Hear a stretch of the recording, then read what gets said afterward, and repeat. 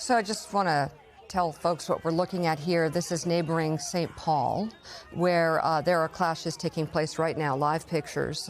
Protesters are clashing with what appears to be ICE agents, and it appears that the protesters are trying to enter a federal building, and they are. Well, right now, these images obviously are police officers are surrounding and keeping. Our officers are keeping them on the ground. John? Yeah, we will keep an eye on this. But clearly a heated clash here. And this has been a concern all along. Minneapolis and St. Paul, right across the river, have been a bit of a powder keg. So we know that, of course, is where George Floyd was killed in 2020. It's, there's been ICE operations stepped up in recent weeks. The Trump administration has really levied accusations about fraud, singling out the Somali community in recent days. And now we are seeing these significant protests the day after the shooting of a woman in her car. John Sandwig, as we keep an eye on these images, I wanted to ask you to take a step back, not about this specific incident, but you're a former acting ICE director. There's been questions raised this morning about the training, about the readiness of ICE agents and Border Patrol agents who are used to doing very different operations along the border as opposed to urban areas like Minneapolis. Do you have worries that these men and women simply aren't prepared to do the job they've been asked to do?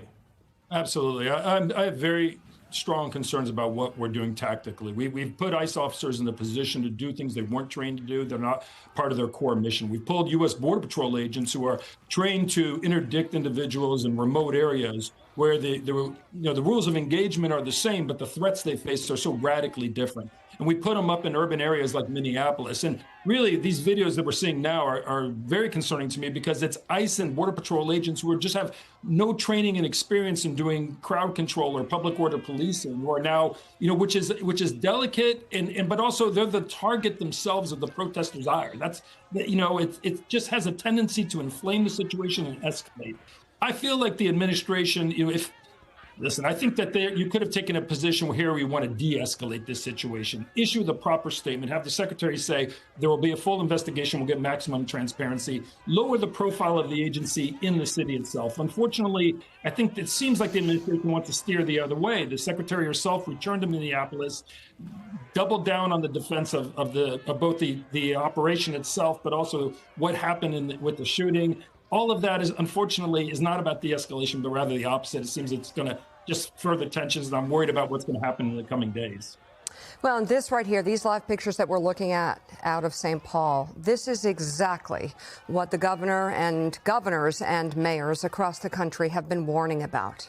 This type of tension between ICE and the community. ICE, that many would argue, are not trained well enough in general, armed, and not trained to deal with these specific communities, not in sync with the local police and with local officials, with no connectivity and no communication about exactly what they're doing to, quote, make America safer. And then you have the community here worried about their friends and neighbors, rightfully so.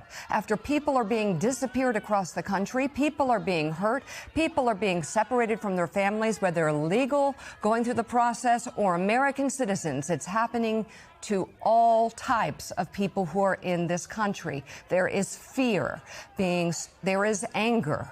And now, after yesterday, one could argue there's no question there's chaos.